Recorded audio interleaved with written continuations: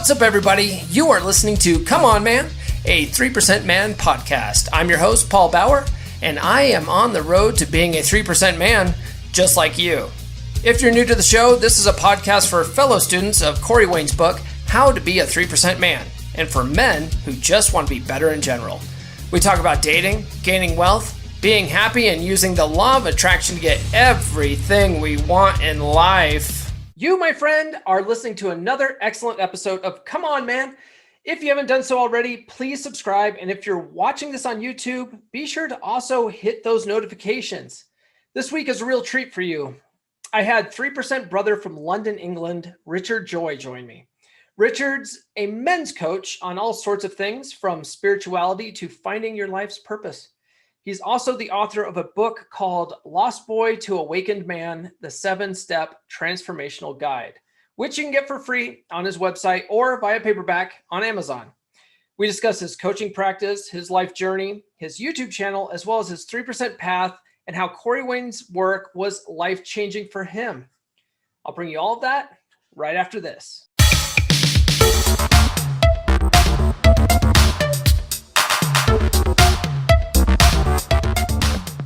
All right, this week I have Richard Joy, 3% brother from London, England, with me today. How's it going, Richard? I'm good, man. How are you? I'm doing good. Now, your story is interesting because you're pretty quiet on the page, but you reached out to me, and it turns out that you're a men's coach. Yeah. You could say I'm a men's coach. That's certainly something that my broader organization, Awaken Man, has sort of morphed into. Mm-hmm. Its main focus is what I call the 7-step path of initiation, which is fundamentally about finding yourself as a man. Mm-hmm. And we obviously go through 7 steps. The first 3 steps are internal, and then we find our very core, and then we take that back out into our life purpose, and then we explore the nature of ourselves as men, as well as the feminine nature, which I'm sure we may touch on today, given Corey Wayne's been pretty influential in that regard to me, and then how we actually live that out. And I originally started with my book and online courses, but then people started to say, do you offer one-on-one coaching? And now that's pretty much what I do exclusively. Got it. Yeah. Speaking of your book, so you're the author of Lost Boy to Awaken Man, the 7-Step Transformational Guide. It's available free in PDF version on your website, and it's also available on paperback on Amazon. Can you tell us a little bit more about that? Yeah, sure. So this is really the core text of what Awaken Man is all about. And obviously the title, From Lost Boy, says where I've come from to the state of the awakened man, quote unquote. And it really charts my journey from a place of being really lost when I was young. And the big thing for me, and why I call it being a lost boy, is that I grew up in a very feminine environment. So my father left the family home, parents got divorced when I was about 10. And then my elder brother sort of took on the mantle of the sort of parental male figure. But without an actual father around, he got himself in all sorts of trouble, fell into drugs, really lost himself in all of that. And really sort of turned on me and my mother, became quite a frightening figure, a scary figure. And then for a long time, that meant I was quite damaged, a little bit afraid, if you like, of authoritative masculine figures, I guess you could say. And this led me to really go into my shell and almost identify more with my mother, because that was sort of a safe place. But of course, as I grew up, I realized that I was, for want of a better word, lost. I was over-mothered and under-fathered.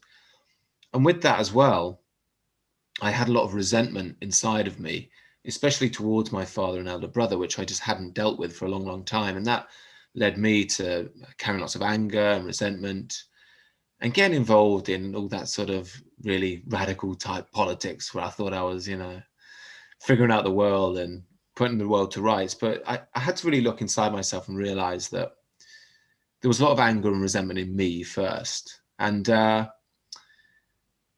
then my elder brother ended up dying from his drug addiction issues. So that was like a real wake up call for me, because I'd had this resentment towards him and we really lost contact and had a very fractious relationship, and then he died. So it was a very tough time, a very strange time. And I had such a mixture of feelings, because one part of me was still really resentful for the way he treated me when I was younger. But another part of me sort of felt guilty and missed my brother and didn't know how to cope with these conflicting emotions. And I did my absolute utmost to sort myself out. You know, I read business books, I learned how to present myself, and I left all of the sort of higher education study into all this radical politics. I realized this just isn't going to help me. I need to sort my life out.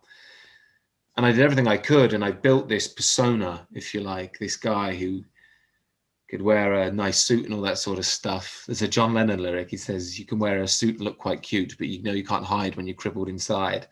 And that's the way I felt for a long time. I was still beneath it all. I was still very lost. But I did everything to fix this external self, and I ended up getting a nice girlfriend and a good job and a flat in London. So on the surface, I'd kind of made it. But within, I was still so broken. And I was just trying to live this false life for a long time. This is the life of the lost boy, as I call it. It comes in many different forms, but essentially, it's where you're chasing external things for meaning. You haven't grounded yourself as a man yet. And long story short, I was in this state for a number of years, and the job I was in was quite a decent job, but it was very stressful, and I wasn't in the right place to deal with it.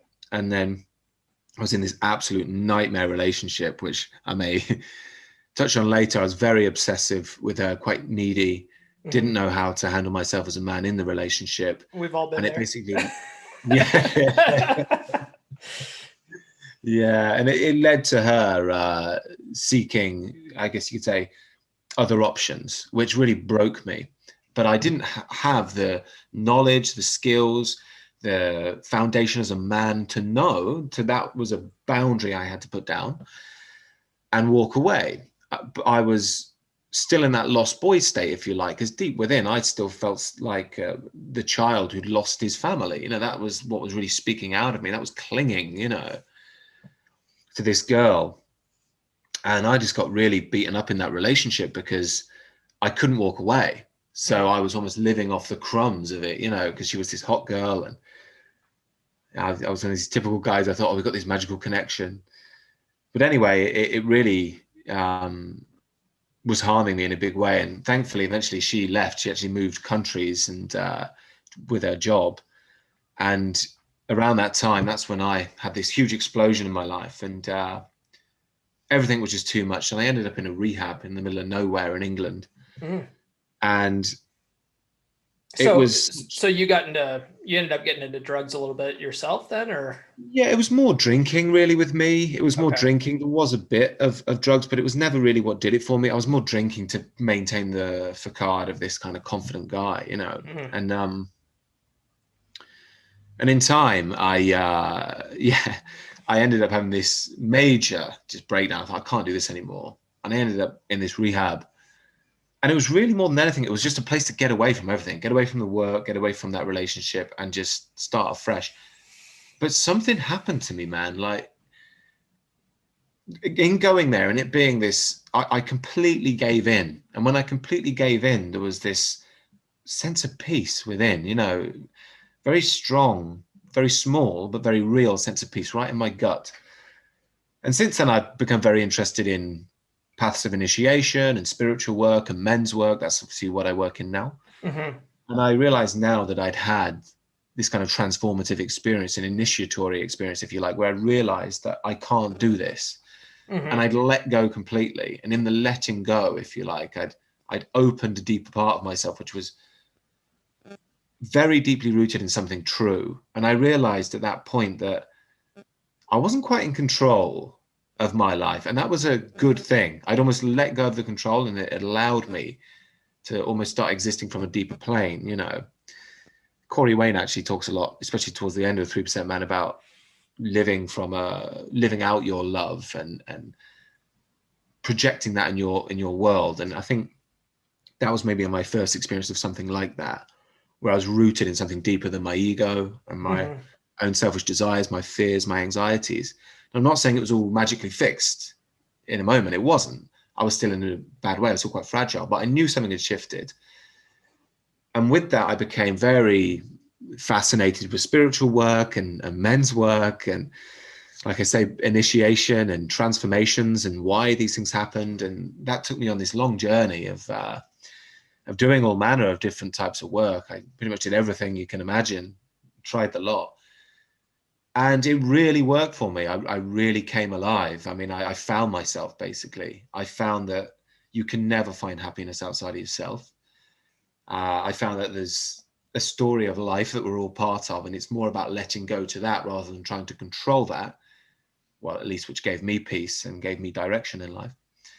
And as I started to put this together, I became quite interested in people like Carl Jung, Joseph Campbell as well. The sort of writers and thinkers who speak a lot about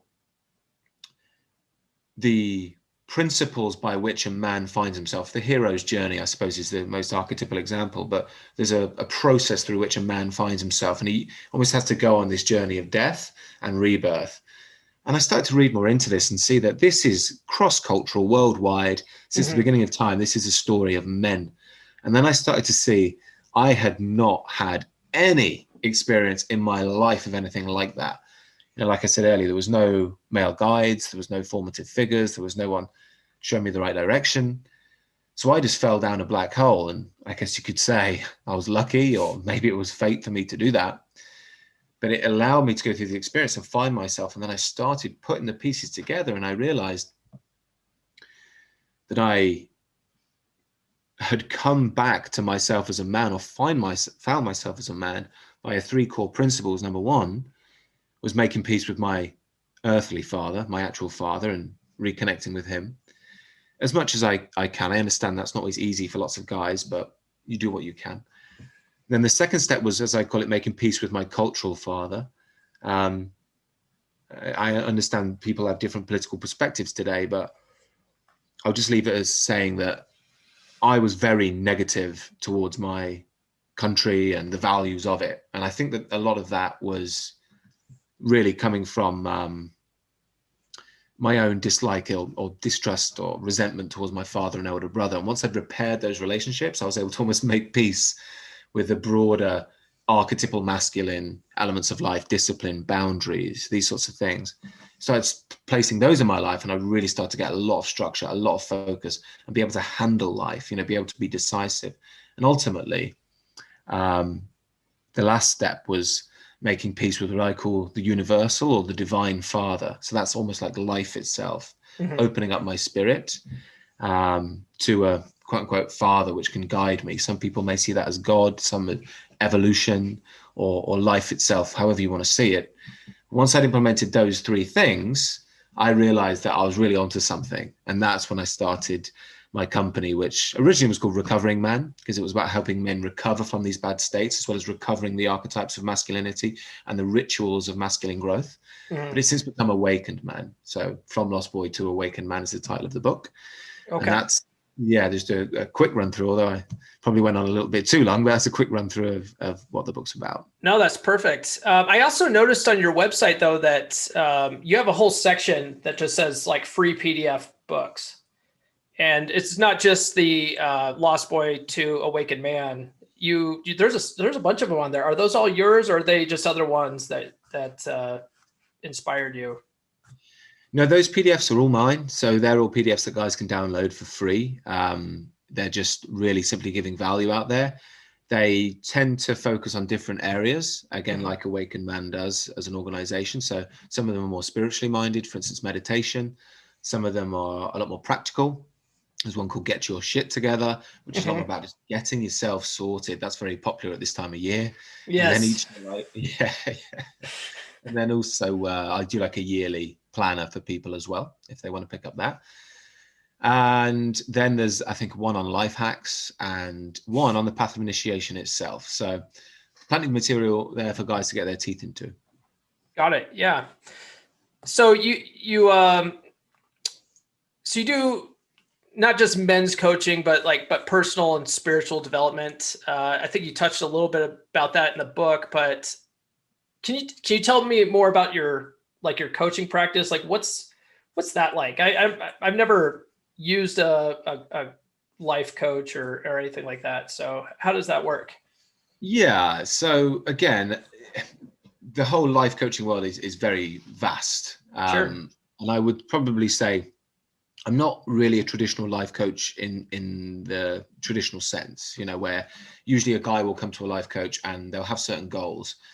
And what the life coach will do, they'll tend to help that person realize the actualization of those goals. What I do tends to be a bit more along the lines of men's work, which is really delving into who we are as men and finding ourselves as men. So 9 times out of 10, if I'm working with somebody, what we'll do is the path of initiation. Now, my YouTube channel is always referencing this path of initiation because that's the core 7 steps we'll walk together. Is that like jumping into a gang where you got a bunch of people lined up and they beat you up, or like what's? No, I'm just playing. No. Incidentally, that is quite common in initiation rituals. Unfortunately, not in mine. I might get sued for it, but make them sign a waiver. Yeah. Maybe when we're out of lockdown here in the UK, I mean, I really do want to get some retreats going because that's where the magic happens as well. Mm-hmm. And it's not too uncommon when you do men's work for real as well to actually have, well, maybe wrestling, maybe not quite fighting, but you'll have wrestling. Okay. So yeah, that can be part of the more out there side of it on the events. But in terms of what I do, it's more of a realization of our limitations, our resentments, and our fears. So we'll first of all do this audit where we go over everything internally. We'll just find out what's bothered you in your life, what's made you the person you are. Now, I'm a big believer that when we grow in the world, especially in this day and age where we don't have that many guides to push us in the right direction, we form our personalities usually around something that traumatized us. Now, it might be big, it might be small, but usually we have an experience. Say you got bullied at school, or there was some tough kid who used to take the mick out of you for some reason. And very often what happens is we inculcate that, we see that it's fear, and then we build a personality trait to defend ourselves. And that's normal to an extent. That's part of growing, that's part of life. And it defends us. So what you find is guys will grow up with those personality traits, but it might mean that they fly off the handle a bit too easily. It might mean that they shake when someone tries to threaten them or psych them out or something like that.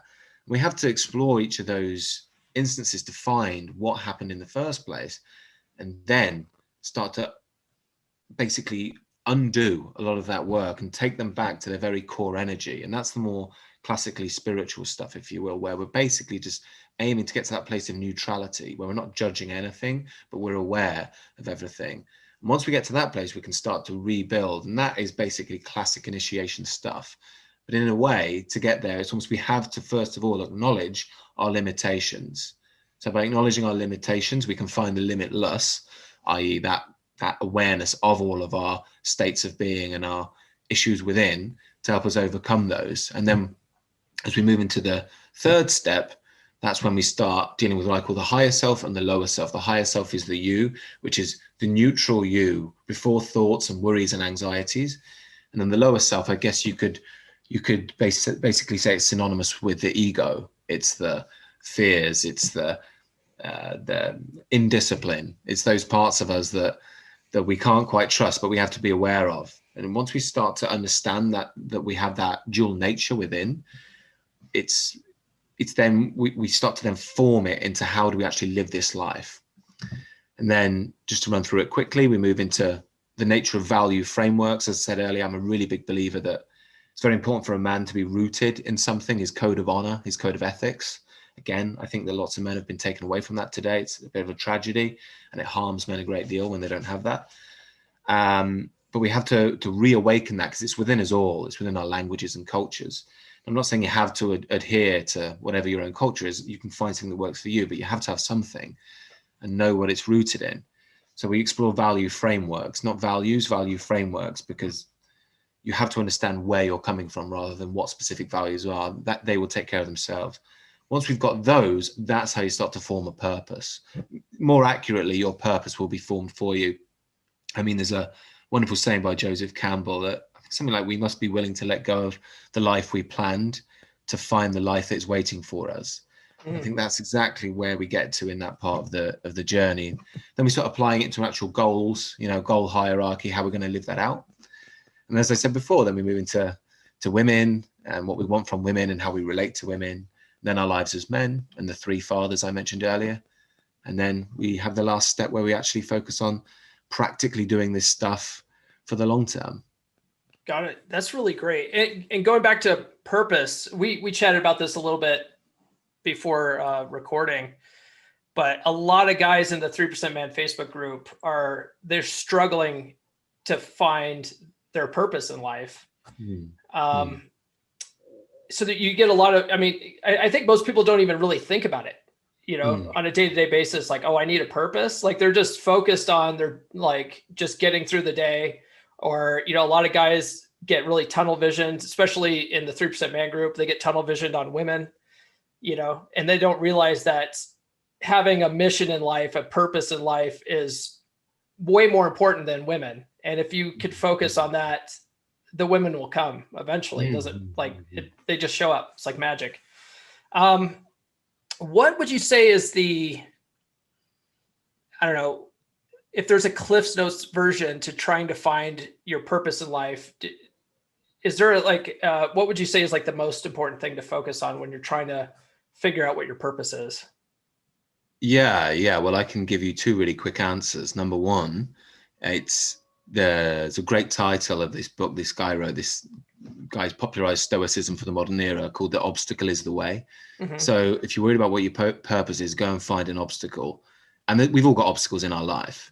And this is, again, why in my path of initiation, we go within first, because you'll find plenty of obstacles in there. And once you start to face them, that is your purpose alone. And then the other thing is, if you don't have a purpose and you really feel you need one, then finding your purpose is your purpose.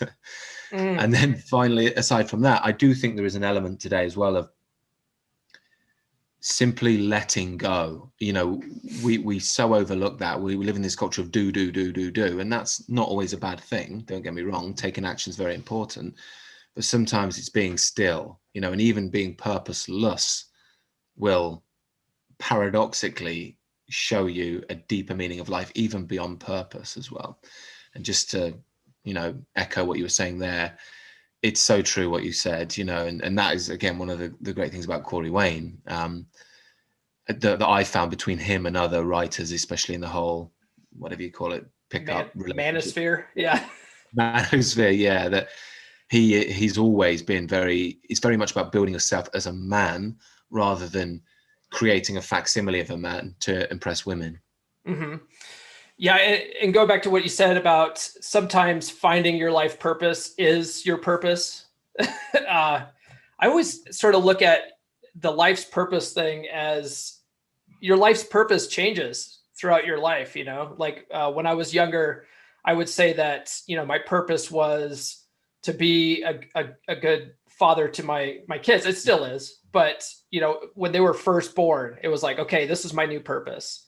And, being a good husband and stuff like that, that all fizzled away, but found other purposes since then. But you find little purposes along the way that sort of, I find, lead you into a bigger purposes. Definitely.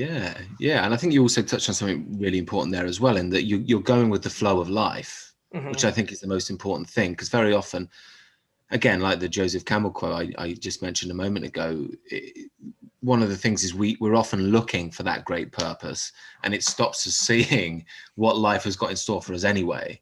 And more often than not, it's sometimes just about stopping and seeing what's actually happening in your life and addressing that. And you'll find plenty of purpose in that first, but that's what life wants you to do. But very often, especially in this day and age, because there's so much sexy marketing around, and we all love the story of the kind of Michael Jordans of the world. But the reality is, in our own lives, it might look mundane, but once you go and actually start facing it, you build character in new ways. And as you say, the purpose will move and develop and change with you as well. Yeah, I agree with that. So I noticed on your personal Facebook page that you studied at the University of Nottingham. What did you study there? Yeah, so this was where I was in my quite radical years, I guess you could say. That's where I studied cultural studies and critical theory, which is, it's this worldview which sees the world as basically a construct of power, you know. Now, I mentioned earlier that I was perhaps engaging in those sorts of studies because there was an inner resentment inside of me. And that's not to say that everyone involved in that is like that, but it was certainly what I was like. And this is why, I mean, there was quite a huge change in me because I was studying that sort of stuff and I was almost looking for answers and looking to almost pull something down in the world out of some kind of inner anger, if you like. And it led me to embracing this worldview. It's the sort of worldview that would probably view Corey Wayne and the 3% Man as toxic masculinity, you know? Mm-hmm. Yeah. And that's why it was while I was in the middle of studying that my brother died. So I had to then start really looking at my life and think, look, I've got to sort this out. And once I completed that course, I could have gone on and done further studies, but I got to that point, I thought, I've got to take control of my own life. You know, I've got to start owning my own life. And in a way, they're the first green shoots of actual adult manhood that were coming through. I was about 25 at the time, which is quite late, but still better late than never, you know. Yeah. And so I actually completed that course and left. And then that's when I came down to London and I started basically as an editorial assistant in a publishing house. And it was a bit of a jump from one to the other. But it's one of the things I'm most proud of in my life because it was right by me. You know, it was the right thing to do to actually start taking responsibility for my life, earning my own way and fighting to forge my own little path in the world. Is that how you got into writing? Yeah, I mean, I think I've always had that side to me ever since I was quite young. I've always been quite introspective person. I think there's always been an interest, that I guess you could say, in human nature. And as well, I mean, I honestly think before I really started to find myself, I was deeply troubled with that existential angst, if you like, that I think lots of young men have today. Because again, they haven't really had anyone to really ground them in a strong sense of meaning, community, and identity in who they are, especially with regards to growth as men. And again, look, that has opened up lots of doors. Books like 3% Man probably wouldn't be around if we were sort of grounded in that philosophy from the very beginning. It's even bigger than a philosophy, really. But I'd always had that very strong contemplative nature, and I was always thinking and musing about the nature of the world and the nature of life and what my role was, and writing really from a very young age about that. So wherever I've been in my life, whatever ideology I've been part of or not been part of, I've been writing.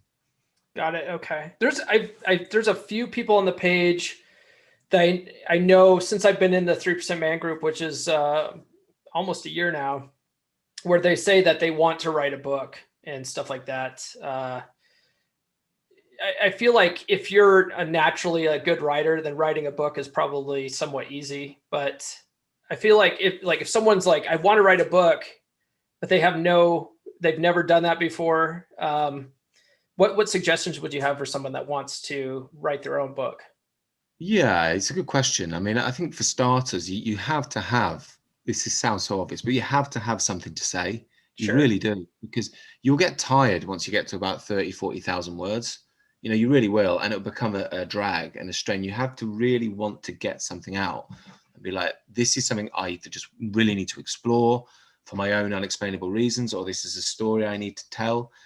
So first of all, you have to be quite solid because the sexiness of it does wear off in time, you know, especially when you're working. So, you know, you do a long day, then you come home and you've got to write 1,000 words. It can drag on you. And then at the weekend, you've got to do more.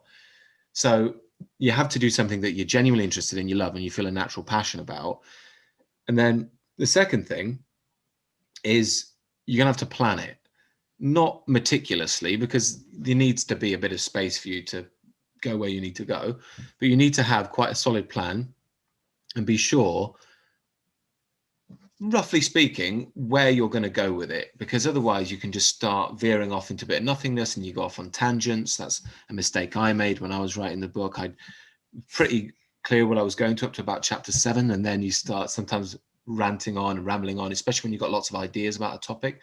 So it really does pay to have a basic structure of what you want to say, and also be speaking it out with someone who at least roughly understands your ideas, just so you can make sense of them. Because you don't want to get facing the blank page with the spacer flashing at you, and then you're just flying off into the middle of nowhere. It can get all very confusing. So making sure that you're making sense is a big one.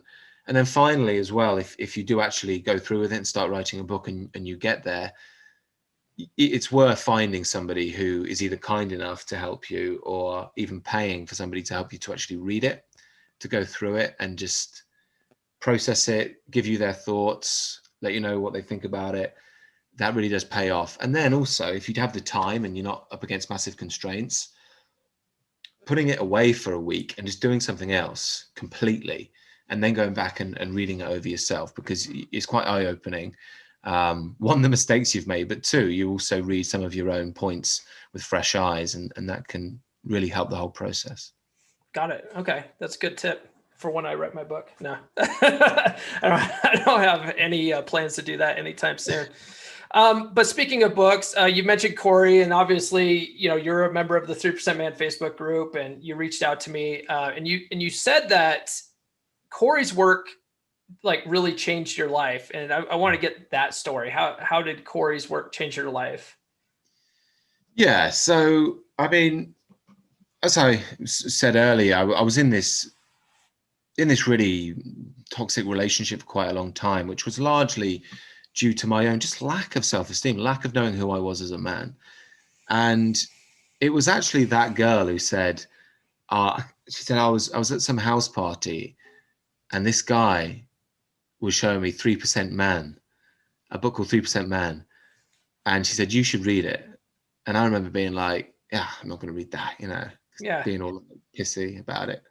And then I went and got it. I got it off Amazon or something like that. And I remember reading a bit of it and I was still quite butthurt by it because she was recommending this thing to me.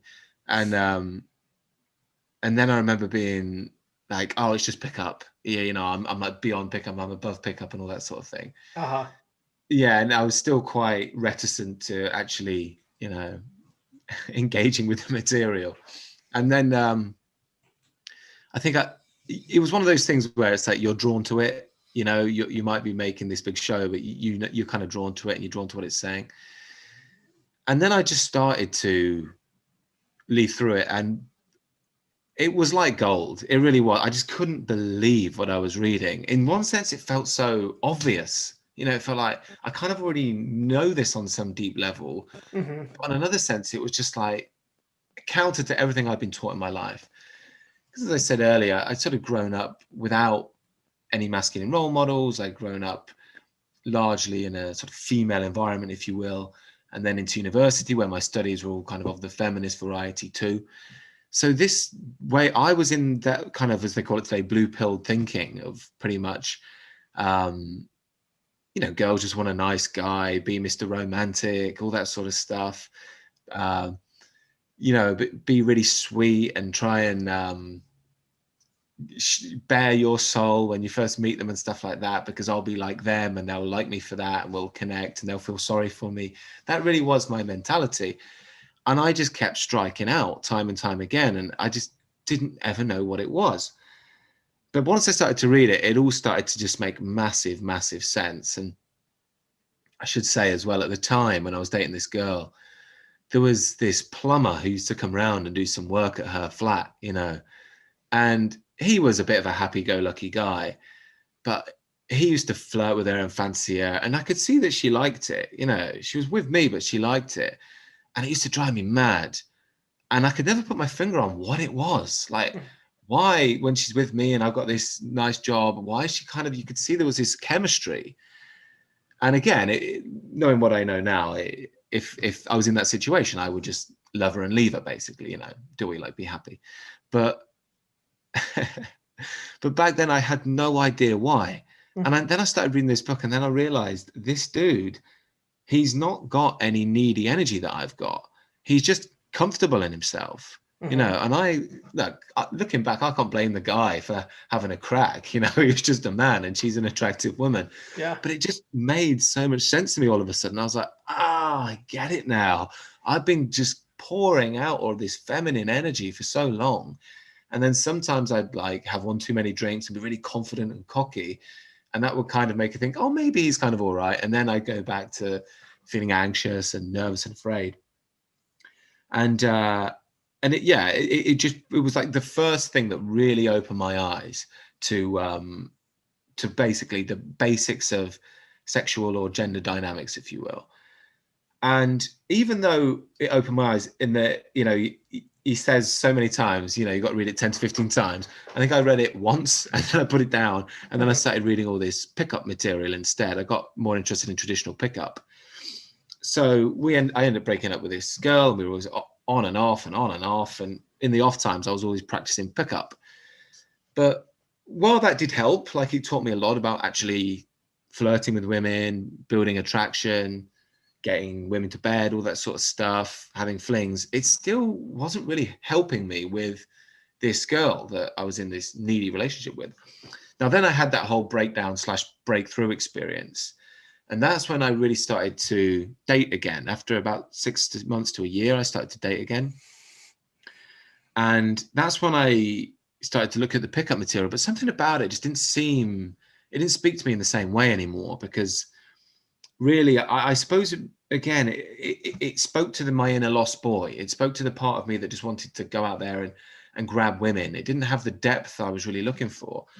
And that's when I went back to 3% Man and started reading 3% Man a lot more, because, like I said earlier, it's a book fundamentally, although everything about it seems to be about dating and relationships, it's fundamentally about you as a man and building yourself as a man first. And if you don't do that, you're not going to get anything else.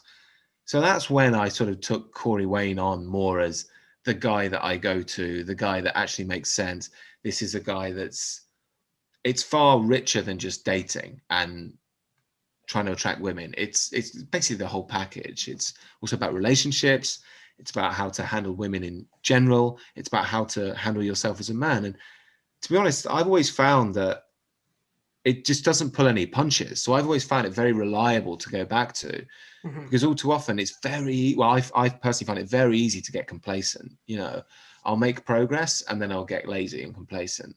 And I constantly need to reaffirm the material to myself. And again, like he says, read it 10 to 15 times. I think I read it about 3 times, but then I don't know if anyone else has done this, but I got the audio book and then I just started listening to it whenever I was going around London, on the tube, on the way to work, on the way back from work, if I had nothing to do. And it's just become like a constant refrain at this point. And like I say, I think the reason why it's been so valuable for me, it's helped me immeasurably with dating so much. Like the difference between the dating before and after, the first noticeable thing was I was able to have a relationship with somebody, and if it ended, we'd leave on a good note. You know, that was like the first time that had ever happened to me. It was always, I just either can't stand her, or she can't stand me, or we can't stand each other, or I'm still in love with her, or she's still in love with me. It was always a mess. But it was the first time I was actually able to have relationships and just leave them and say, you know, all the best to you. And I really do think that there were more factors than just Corey Wayne, but what he's speaking about is that core truth of you have to find that value in yourself first. If you don't have that, the rest of it will fall away. That's the central pin upon which everything else revolves around. So that's why I've really found it quite so helpful. And then on top of that, just so many helpful little sayings that I've got stuck in my head. Like, you know, you have to be able to walk away and mean it. Just such simple things, which is so life-changing. And that, not just with women, that goes for really all areas of life. And but some of the main ones with dating, you know, hang out, have fun, hook up, just these simple things that are ingrained in your mind, they're so helpful. And although the material I can be a bit fuzzy with lots of it, with those core things, you know, just having them as keys that you are basically, it made an indelible mark on my mind, has been so helpful. Got it. Yeah. Yeah, I agree 100% with that. You mentioned the audiobook thing. So I listened to it 3 times on audio, and then I bought the All paperback. right, And nice. so I was Yeah. like, I'd like to at least read it once in paperback because I felt like I'd retain it better. So I Yes. recommend. I think a lot of the guys on the page do just listen to it on audio because I'm like an audiobook guy. It's just, like you said, it's so easy to just when you're driving, you're at the gym or whatever, to just have an audiobook on. But so yeah, I've read it once, and then I also like read it while I was listening to it once, and I've gotten up to I just finished my 14th like listen of it slash read. How many have you kept count? That like, do you know how many times you've gone through Oh, it? I wouldn't know now. I mean, I probably you see, this is the thing though, because with the audiobook, I tend to veer away from more the ending because you tend to go more into relationships. Mm-hmm. So I tend to more stick with the first sort of 6, 7 chapters because Sure. that's where he's really talking about dating, which is what I've been doing a lot of over the last sort of 4 years. Although more recently I have been more of a relationship, so I have been looking more towards the end of the book. But I would estimate, I mean, probably about 4 reads in print, Yeah. and then, I mean, I just couldn't say. It's just a consistent. Hundreds. Yeah. Yeah, yeah. I It's just think someone said on the page once that they felt like once you get to like 20 reads of it, you just lose count. Unless you're mm, actually keeping a tally. There's a guy on the page that keeps a tally of it, and I keep a tally of it just so I know, mainly for the podcasts. So I can say, well, yeah, I've read yeah, it. I've read it this many times. I'm still trying to get to that magic 15, but I yeah. I, I want to be like the Bob Proctor of 3% Man. I want to read it for 40 years and Yes, given yeah. seminars on it. But before I read Corey's book, it was that was really the first book that, especially like a self-help type book, that I read more than once. And Mm-hmm. because every other time I'd get on a subject that I wanted to learn, I'd listen to an audiobook or I'd read a book, and then I'd be like, I got the gist of it, and I'd move on and try to find another book that I could read. And and it wasn't until I got to Corey's book that I was like, oh, maybe I should go back and revisit some of these. I think the first dating book I read was Atomic Attraction. And then I think maybe like right after that, I listened to No More Mr. Nice Guy. And then around then Yes. I found Corey's work. And then I started going back and re-listening to some of these other books. Um, what other books besides your book and Corey's book would you recommend to guys that they should listen to? I mean, in general, just general men stuff or Yeah. relationship stuff. Yeah. Men's stuff, being better men, relationships, all that stuff. Yeah, yeah. I'd probably say a personal favorite is the Way of the Superior Man, David Dana. Mm-hmm. That's probably because I have a very spiritual proclivity. So that one really speaks to me personally. And I feel like he goes a lot deeper into the kind of divine masculine, divine feminine. Principles are pretty much the same as a 3% Man, but he just goes into a bit more about it. He's not everybody's cup of tea, but Mm-hmm. it really, really did speak to me, that book. Another one which I found stopped me bitching for life after bitching a lot until I was about 25 was Man's Search for Meaning, Viktor Frankl. That one is dead easy to read. It's about 90 pages, and it's not the easiest read in the world because it's basically about his experiences in Auschwitz and how he gets through it. And it's just such a fascinating read because it's the way it's more he's explaining how to deal with challenge and adversity in your life. So half of it is his actual experiences and how he did it, and the other half is his theory in practice. And that What again, what was the name of that one again? Man's Search for Meaning by a guy called Viktor Frankl. I'll put He's that sort in of the a show notes. yeah, yeah. It's really worth a read. Very easy to read. Very quick read as well. That's another absolute classic. I think Iron John, if guys haven't read that, is definitely worth checking out. That's an absolute classic of what you could call men's work, men's initiation, men's growth.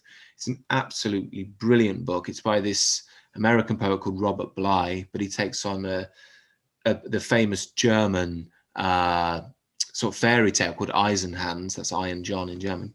And the story, I mean, I don't want to ruin it for you guys if you go and actually read it, but basically it's a story of a prince who who has to have these interactions with a wild man, and the man is pretty wild, but it's full of metaphors for how we grow as men, especially for how we overcome inner wounds, how we overcome the state of really insecurity, which I think again is pretty pervasive in the modern age. That is an absolute classic, well worth reading as well. If anyone's really interested in spirituality as well, Eckhart Tolle's The Power of Now, I always think is a good a good accessible one for that. Really helped me a lot in terms of just resting in a strong sense of peace and making sense of myself and being comfortable with whatever happens. I do think I'm sort of getting into David Data language here, but the classic archetypal spiritual masculine is stillness. As Corey Wayne might call it, the rock. Whereas a woman in Corey Wayne language is joy, and in David Data's language, it's a bit more creativity and dancing and that sort of stuff. But it really has aided me in being still, and I think that's a quality that's not only good for our lives, but tends to be very good in relationships too. Got it. Okay, that's a good list. Let's see here. So we mentioned that your website, like earlier on the podcast, it's awakenedman.co.uk. And so I have on here that you have, besides like your own, coaching services, you have a bunch of online courses. You have information on exercise, and like weightlifting and stuff like that, meditation, spirituality, nutrition, health, psychology, and growth. Like, it's just a wealth of information for dudes.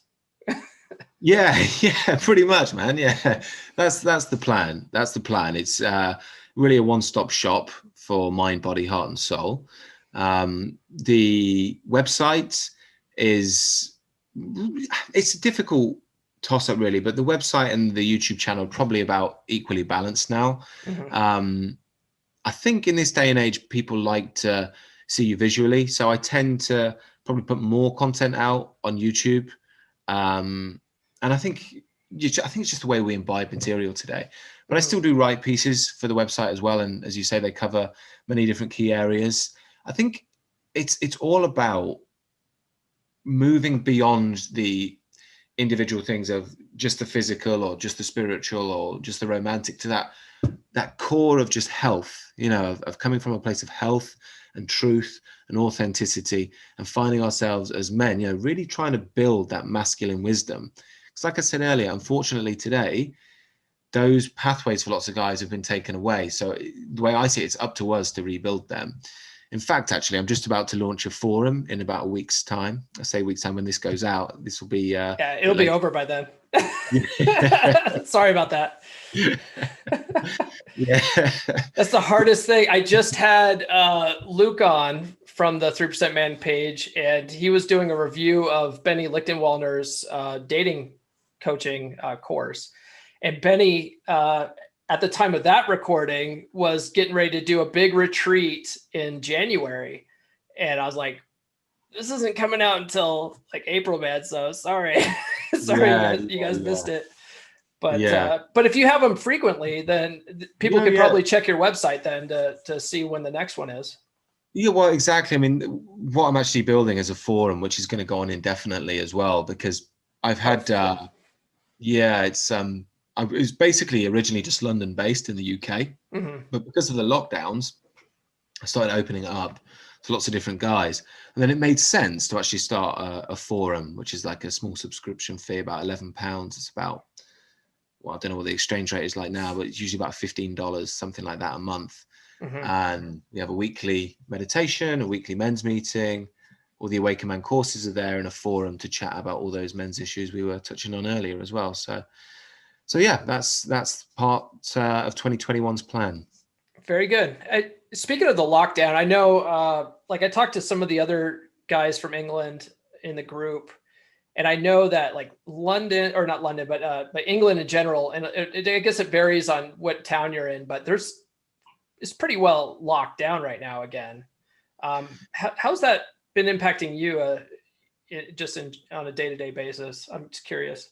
Yeah, it's a good question, man. I mean, to be honest, because I run an online business, it wasn't too bad at first. So there's lots of people looking for something in lockdown, which is going to be productive. So that it did bring in quite a bit of business. And and also kept me quite busy.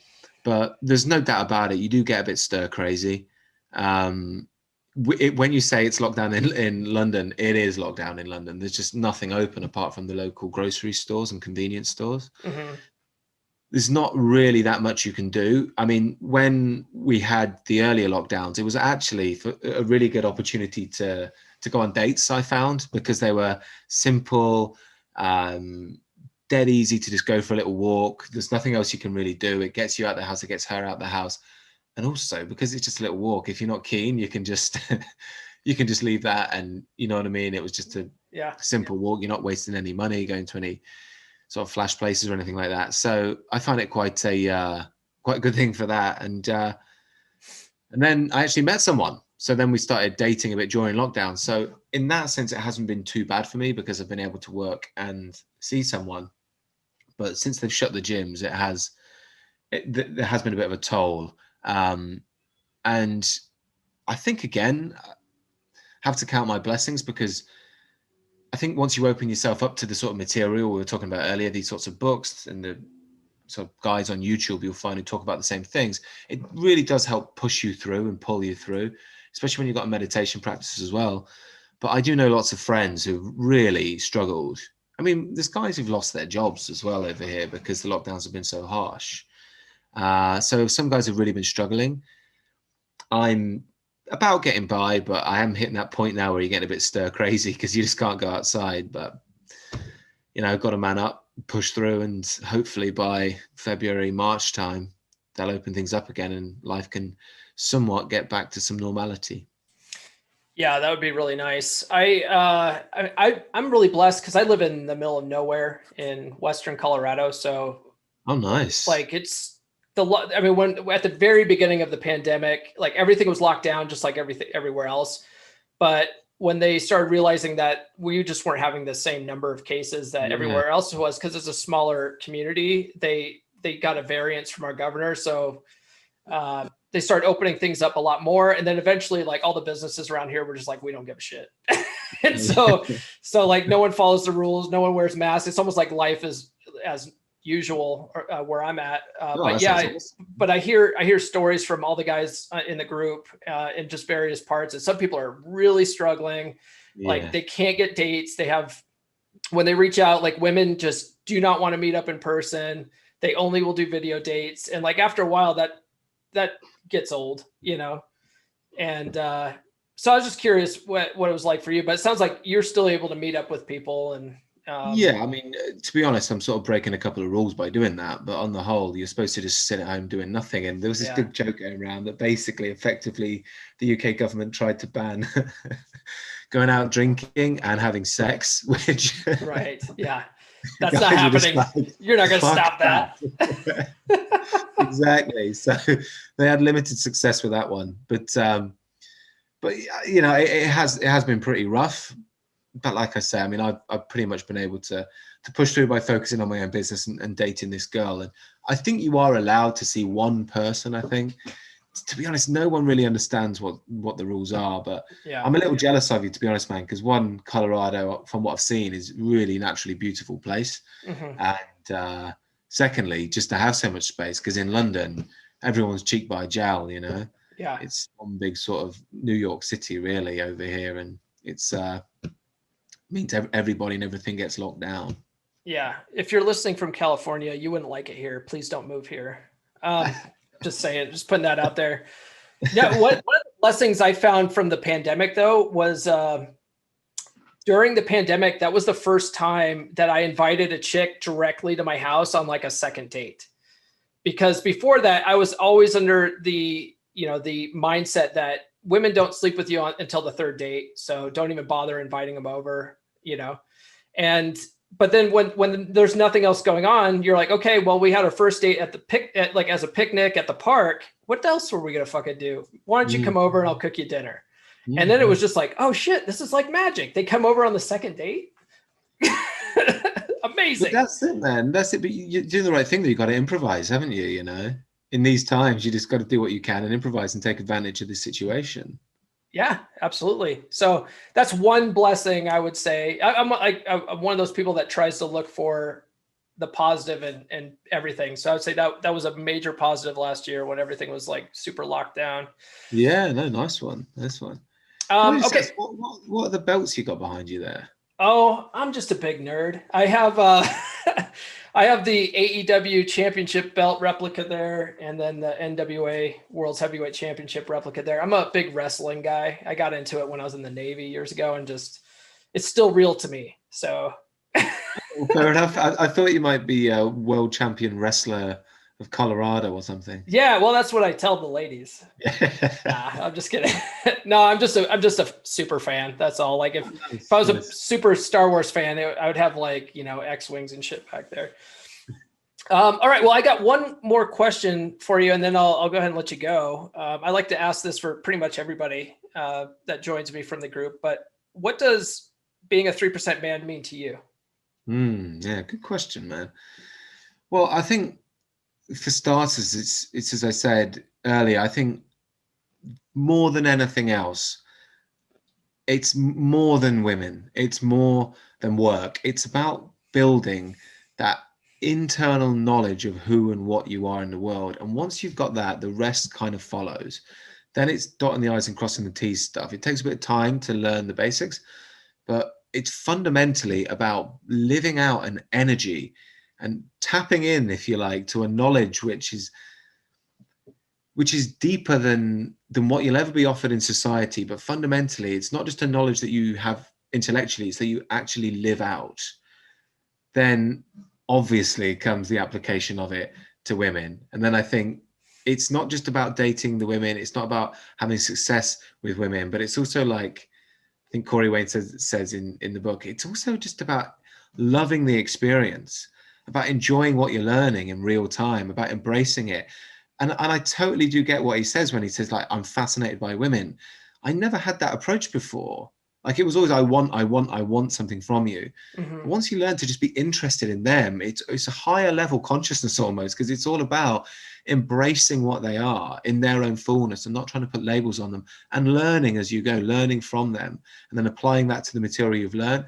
And it creates this sort of balance. And I think that creates a sort of warmth and a goldenness inside you, which just makes dating so much fun. And I think women and other guys, and whether it's at work, people pick up on that, and I think that it functions as sort of a tool which attracts things to you, it attracts positivity to you. Yeah. Okay. Yeah, I would agree with all of that.